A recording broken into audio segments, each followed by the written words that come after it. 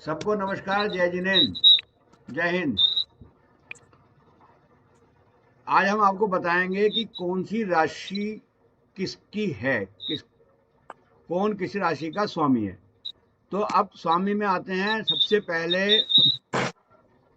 एक नंबर की जो राशि है वो मेष राशि है, और मेष राशि मंगल की राशि है। सबको मालूम है, शायद मैंने बता भी चुका पहले।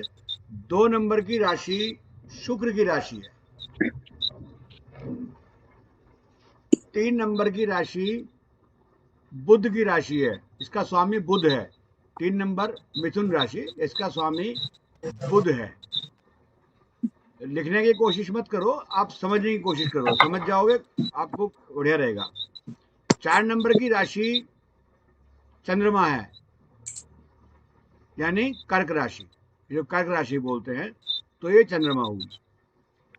सिंह राशि यानी 5 नंबर की राशि, ये सूर्य की राशि है।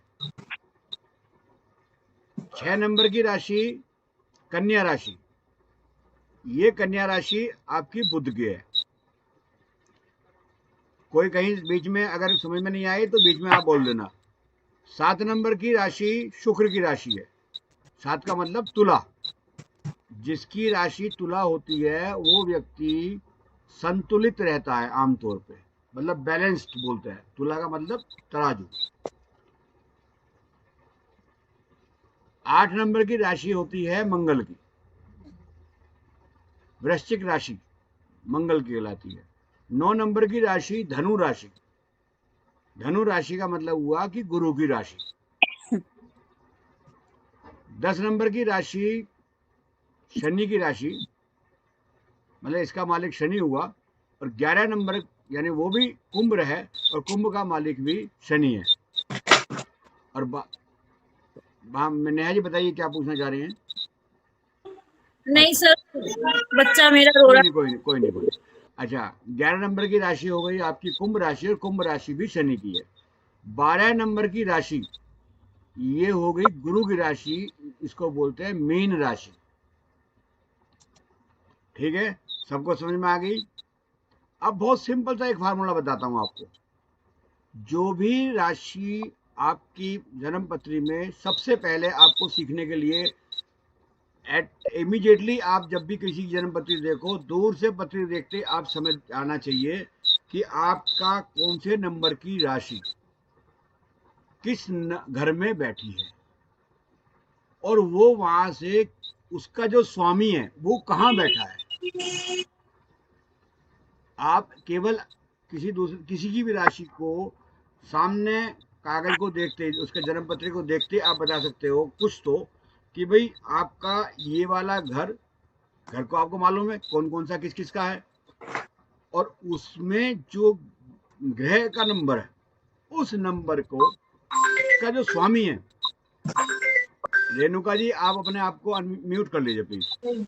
तो जैसे ही उसका स्वामी की पोजीशन क्या है, वो कहाँ बैठा है, और जहां पे वो बैठा होगा उसी हिसाब से आपकी समस्या का समाधान या उस ग्रह का उपचार आप करके लाभ उठा सकते हो।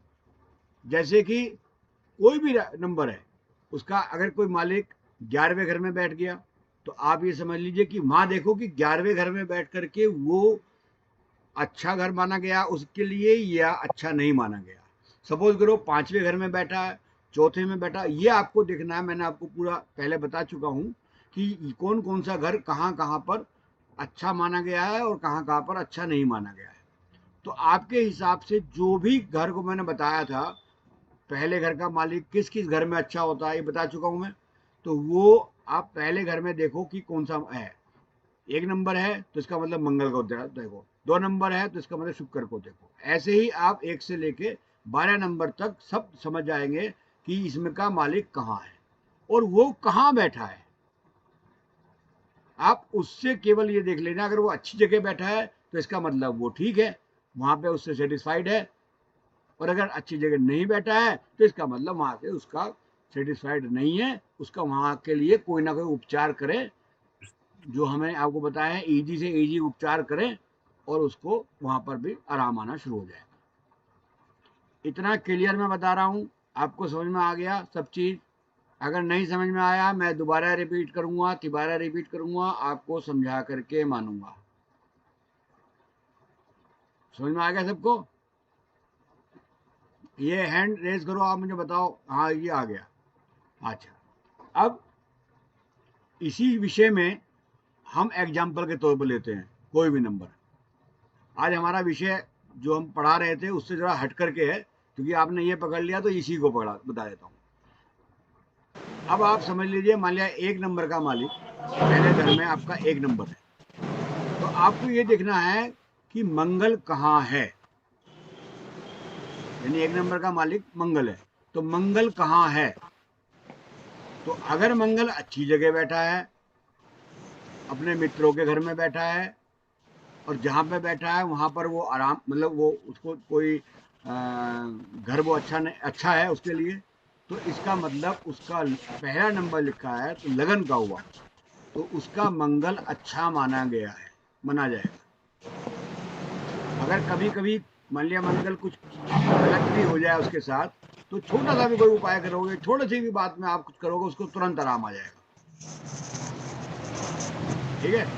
ऐसे ही अगर लगन में पहले घर में 2 नंबर लिखा है, तो आपको देखना है कि शुक्र कहाँ बैठा है इसका, क्योंकि 2 नंबर का मालिक शुक्र है, आपको बता चुका हूं मैं। तो वो कहाँ बैठा है, तो उसकी स्थिति देखो। अगर वो सही बैठा है, अच्छे घरों में बैठा है, तो उसका रिजल्ट अच्छा रहेगा उसके खुद के व्यक्तिगत जीवन पे। और अगर वो अच्छा नहीं बैठा है, तो इसका मतलब उसको वो वहां से तकलीफ उठा रहा है या उठाएगा। समझ में आ गई सबको? ऐसे ही 3 नंबर बुध है, तो बुध कहाँ बैठा है, हमने बैठने को देखना है, बैठने को देखना है वो कहाँ बैठा है, और वो क्या बैठा है, तो वहां अच्छी जगह बैठा है या अच्छी जगह नहीं बैठा है। अगर अच्छी जगह नहीं बैठा है, इसका मतलब आपको वो फायदा नहीं दे पाएगा। समझ में आ गया? ऐसे ही आपसे 1 से लेके 12 तक सारे नंबर आपको बता दिए गए हैं, कोई डिटेल देने की जरूरत नहीं है, सारे नंबर बता दिए गए हैं, और सभी के साथ में 1 से लेके 12 तक आपको वो देखना है कि उसके जो मालिक है, उस नंबर का जो मालिक है, वो कहाँ बैठा है। ऐसे ही अब आप आ जाइए दूसरे घर में। दूसरे घर में परिवार का है, मंदिर वगैरह का है, आपकी जो सोसाइटी में, आपके जो परिवार में, आपके जो रिश्तेदारों में आपके संबंध कैसे होंगे कैसे नहीं होंगे, वो सब चीज़ों के लिए है। तो वो उसकी एक आपको अलग से मैंने बता रखा है कि दूसरा घर काहे काहे का होता है। तो वो सब चीज़ों के लिए आपका दूसरा घर हो गया। तो दूसरे घर में अब आप ही देखो, 1 नंबर बैठा है मंगल, तो वो अगर 1 नंबर लिखा है, तो वो 1 नंबर अगर मंगल है, फिर हम मंगल की स्थिति देखेंगे कहाँ बैठा है। 2 नंबर लिखा है तो फिर शुक्र की देखेंगे, 3 नंबर लिखा है तो फिर बुध की देखेंगे। तो ऐसे ही 1 से लेकर के 12 नंबर तक कोई भी नंबर जो वहां बैठा होगा, मुझे जानकारी नहीं है, हर एक की पत्री में अलग अलग आएगा, तो हमें उस चीज का वो देखना है कि वो कहाँ बैठा है, और वो कंफर्ट जोन में है, वो सही है या नहीं, वो रिजल्ट दे रहा है या नहीं दे पाएगा।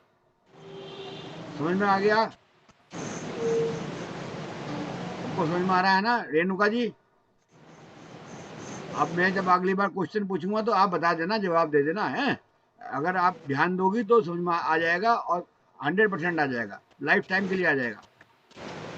ऐसे ही तीसरे घर में ऐसे ही 1 से लेकर के 12 घर तक आपको इसी तरीके से समझना है कि ये घर का रिजल्ट कैसे देता है, कौन सा ग्रह कहाँ पर क्या रिजल्ट देगा। और अगर वो वहां नहीं दे रहा है, अगर मान लिया गलत भी बैठा है, कोई घबराने की जरूरत नहीं है। उसको कोशिश करो कि वहां से हमें किसी भी तरीके से उपाय वगैरह करके और वो उसको ठीक किया जा सकता है, या उससे हमें रिलैक्सेशन हो गया। अगर हमें मालूम है कि हमारा ये ग्रह कोई भी ग्रह गड़बड़ है, सही बैठा है, हम उसे हटा तो सकते नहीं।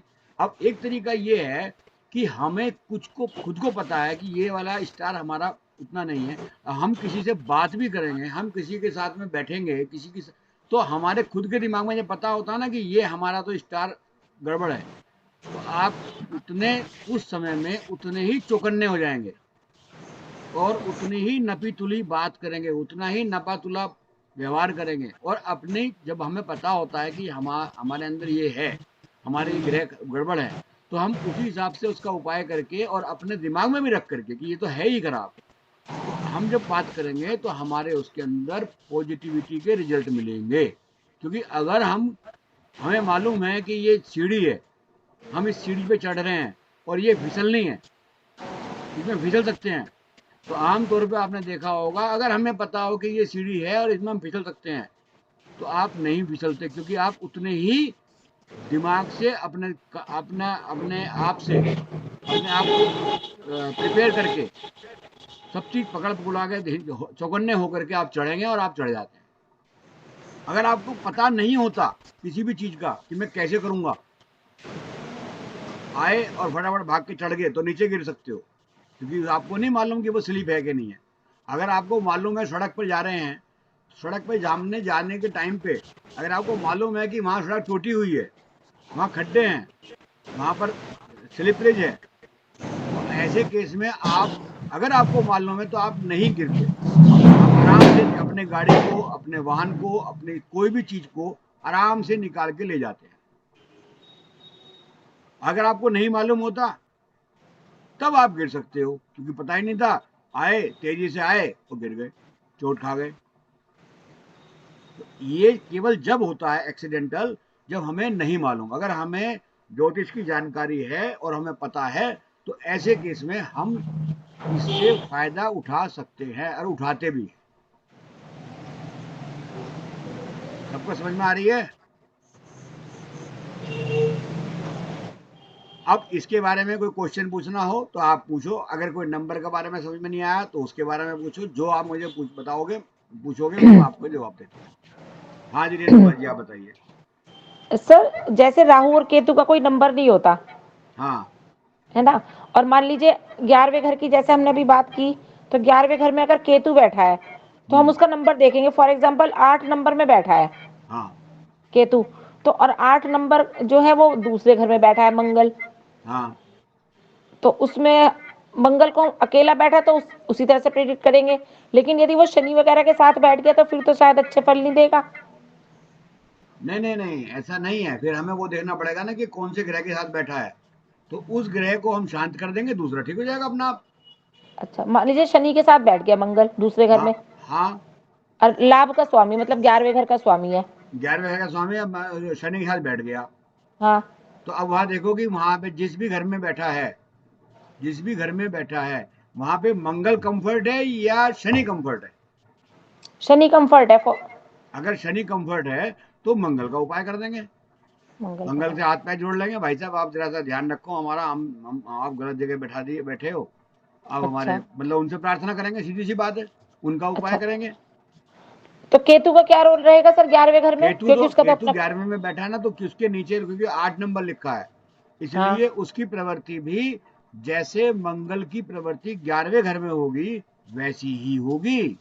ओके, हाँ वही मतलब उसके जैसे बिहेव करेगा नेहा जी समझ केतु। में आ गई? जो ये बोल पूछ रहा है, इन्होंने क्वेश्चन पूछा, ऐसे ही राहु की प्रवृत्ति है। राहु हाँ। जहां भी बैठेगा, उसकी जो नीचे नंबर लिखा होगा, उस हम्म। नंबर की जो राशि होगी, मतलब वो स्वामी होगा, उस स्वामी को हम मानेंगे कि वो अगर अच्छी जगह बैठा है तो फिर वो अच्छा है, और अगर अच्छी जगह नहीं बैठा है तो वो अच्छा उतना रिजल्ट नहीं दे पाएगा, उसको हम उपाय करके काम करेंगे, मतलब उनसे लाभ लेंगे। आगे बात समझ में सोने? आगे समझ में? नया जी सही समझ में आ गया अब? अच्छा, तो अब इसके अलावा आपको कोई क्वेश्चन हो तो मुझे बताओ कि भाई ये क्वेश्चन है, ये दिमाग में आ रही है, जैसे अभी रेणु जी ने पूछा, ऐसे ही आपको भी कोई दिमाग में आ रही हो कि राहु का क्या होगा, केतु का क्या होगा, इन सबको मैंने बता दिया। और कोई बात दिमाग में हो, कोई क्वारीज हो तो पूछो आप मेरे से।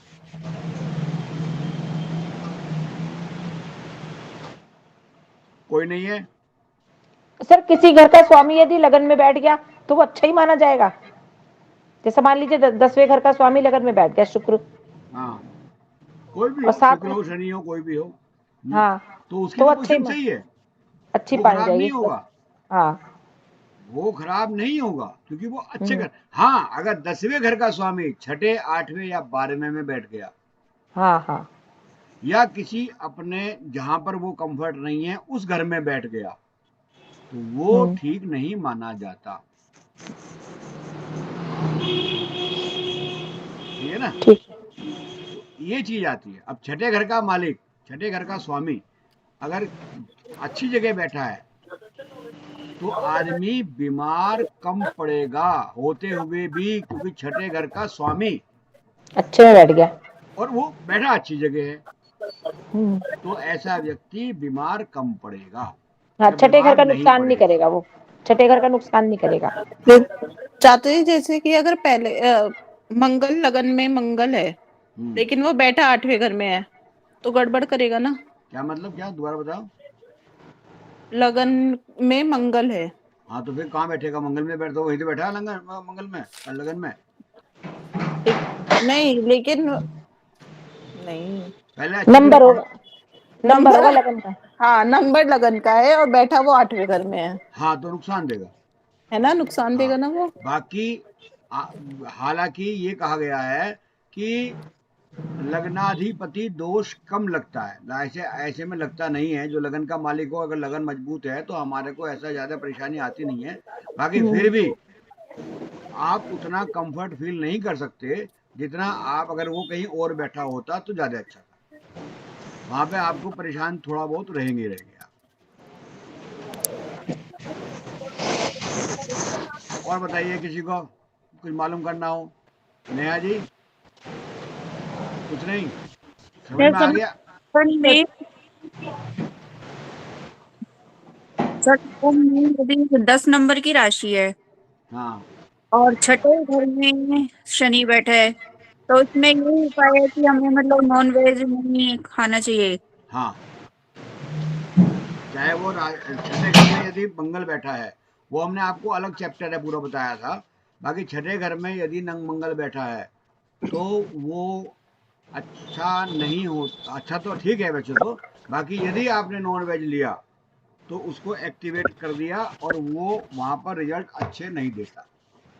मेरे छठे घर में जो है 3 नंबर की राशि है हाँ, और शनि छठे घर में बैठा है। क्या क्या दोबारा बताइए? लगन में जो है 10 नंबर की राशि है। 10 नंबर लगन में बैठा है, दस हाँ नंबर जी। की राशि लगन में है, 10 नंबर का लगन है। हाँ। हाँ हाँ। और छठे घर में शनि है और 3 नंबर की राशि है। राशि 3 नंबर की कैसे हो जाएगी? समझ में नहीं आया। अच्छा, वहाँ 3 नंबर लिखा है। हाँ हाँ। वहाँ कुछ भी लिखा उससे मतलब नहीं। अगर लगन का मालिक छठे घर में बैठा है, तो वो इतना खराब नहीं है। बाकी अगर वो नॉन वेज लेगा, तो वो तब ज्यादा नुकसान ज्यादा देगा, था अच्छा। है ना? नॉन वेज या चमड़े का इस्तेमाल करे, नॉन वेज का मतलब नॉन वेज ही नहीं, चमड़े का भी इस्तेमाल करेगा, तो ऐसे में अपने अनुभव के आधार पे बता रहा हूँ कि वो ऐसे में भारी संकट में आ जाता है। ठीक है ना? ठीक। और बताइए, कोई और क्वेश्चन हो किसी भी तरीके का जो इससे संबंधित हो? क्योंकि आज की जो मैंने बताया है, ये शायद आप लोगों को सबको समझ में आ गया है, ऐसा मैं सर समझता हूँ। मैं हो हाँ सकता सर गलत हूँ। सर वो जो क्वेश्चन था मेरा अभी तक माइंड में चल रहा है हाँ, वही जो हमने पूछा था कि 4 नंबर की राशि 7वें घर में है जैसे हाँ, ठीक है और चंद्रमा छठे में बैठ गया तो वो तो हाँ। समझ में आ गया कि भाई पार्टनर इधर जाएगा वो उधर जाएगा लेकिन जैसे ही बीमारी के घर में बैठ गया और 7वें घर का नंबर है पार्टनर का होता है फॉर हस्बैंड या कोई भी तो ऐसा भी हो सकता है कि हस्बैंड का दिमाग परेशान रहे या वो जिसकी कुंडली है वो परेशान रहेगा नहीं नहीं, दोनों में तो कोई भी हो सकता है परेशान। वो ज्यादातर तो कोशिश वैसे यही रहेगा कि जो उसका पार्टनर है, पार्टनर से उसकी ट्यूनिंग नहीं रहेगी, हाँ ट्यूनिंग और नहीं रहेगी परेशान पार्टनर ही हो जाएगा बेचारा। उनको भाई कहाँ फंस गया मैं, चाहे वो अच्छा लाइफ पार्टनर हो, और चाहे वो आपके साथ व्यापार करने वाला कोई व्यक्ति हो, मतलब जिसकी कुंडली है वो परेशान नहीं रहेगा इतना वो भी तो परेशान होगा। अगर पार्टनरशिप में एक आदमी पार्टनर है, दोनों है, तो हम्म परेशान तो दोनों ही होंगे ना। हाँ वही मैं पूछ रही हूँ अब बल्कि ज्यादा यही कौन रहेगा ज्यादा शायद तो तो यही, ये खुद ही इसी की ट्यूनिंग नहीं बनेगी किसी से भी। अच्छा, जिसकी कुंडली है उसकी ट्यूनिंग नहीं बनेगी किसी से भी, हाँ, उसकी नहीं बात बनेगी, वो जो भी कहेगा सामने वाला उल्टा सुल्टा होगा। अपनी चलाएगा वो, चाहे कैसा भी हो। बात अपनी चलाएगा तो तब ना, जब उसकी हिम्मत होगी चलाने की। अगर नहीं होगी तो नहीं होगी, मजबूत तो वो देखा जाएगा, नहीं चलेगा वो हाथ जोड़ के खड़ा हो जाएगा, मैं जा रहा हूँ जी। पता नहीं ना, वो तो बाकी चीजों में देखना पड़ेगा कि क्या है क्या नहीं है। ये चीज है। हम्म,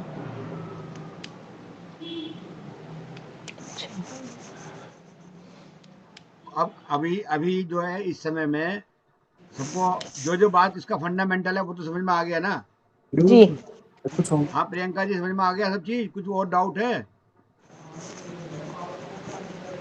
आप बेखट के पूछ लीजिए, कोई दिक्कत नहीं है।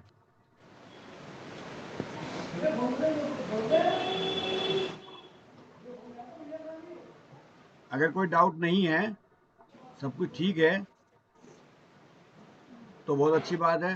फिर मैं कुछ पूछूं?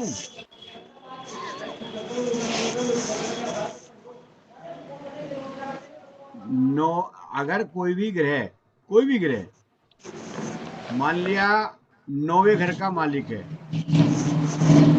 और वो, रेनू जी आप म्यूट कर लीजिए, बहुत आवाज आ रही है मेरे यहाँ से। अच्छा, हाँ अरे अभी भी आई थी कोई मिनट।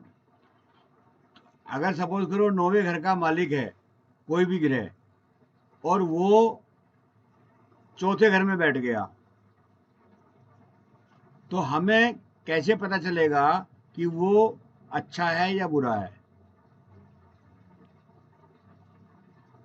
लगन में मामा जी 9वां है।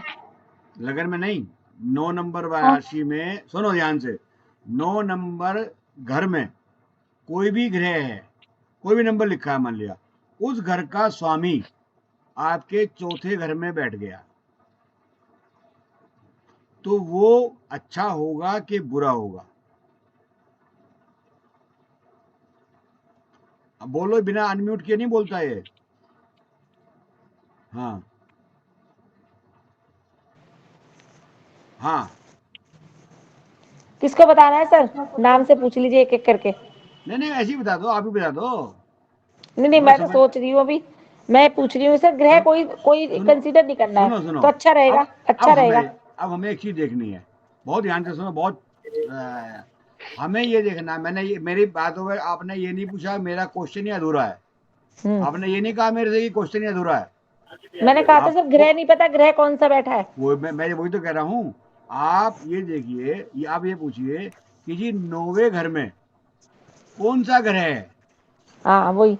अब मैं कहूंगा जी मुझे नहीं मालूम, चलो कोई सा भी घर है, तो वो चौथे घर में बैठा है, तो अब आप कैसे रिजल्ट निकालोगे? अब निकालोगे कैसे रिजल्ट, बताता हूँ, ध्यान से सुनो। पूनम, आप ये 9वें घर में जो भी उसका वहां का मालिक है वो बैठ गया चौथे घर में। अब चौथे उस जो मालिक है, जो भी मालिक है, माने शनि है, मंगल है, बुध है, बृहस्पति, मैंने बताया नहीं, अब जो भी मालिक है, अब हमें उसकी कंडीशन देखनी है कि वो चौथे घर में कंफर्ट होता है या नहीं होता है। अगर वो चौथे घर में कंफर्ट है, होता है, तो आपका भाग्य वृद्धि करेगा, क्योंकि वो भाग्य का मालिक है। मालिक है। 9वां घर धर्म का मालिक है, धर्म भी करेगा। तो ऐसे आपको लगाना पड़ेगा हिसाब कि ये यहाँ से उठा, यहाँ का मालिक ये, और ये यहाँ बैठ गया, अब ये यहाँ पर ये, अब आप सबको भूल जाओ। अब आप ये देखो कि वो उसकी स्थिति, उस ग्रह की स्थिति वो उस घर में बैठ करके अच्छी है या नहीं। और अगर अच्छी नहीं है और आपको डाउट लगता है कि हाँ भाई यहाँ पे ये अच्छा भी हो सकता है या नहीं भी हो सकता है, तो आपको उसका उपाय करो, उससे हाथ पैर जोड़ो, उसकी कुछ पूजा पाठ या जो भी दान दून जो है वो आप करो, तो आपको लाभ होना शुरू हो जाएगा, आपका भाग्य वृद्धि होना शुरू हो जाएगा। समझ में आ गया? इसकी प्रैक्टिस जो है आप जब चाहोगे मैं करा दूंगा। अभी फिलहाल मान लीजिए कल के लिए है, कल के लिए जब जैसे भी होगा उसमें आगे के लिए हम आपको बता देंगे, हाँ भाई ऐसे करना है। तो उसमें आपको सारे ग्रहों का स्टडी होने के बाद तब आपको इसको ज़्यादा अच्छा रहेगा बताना। समझ में आ गया? जी।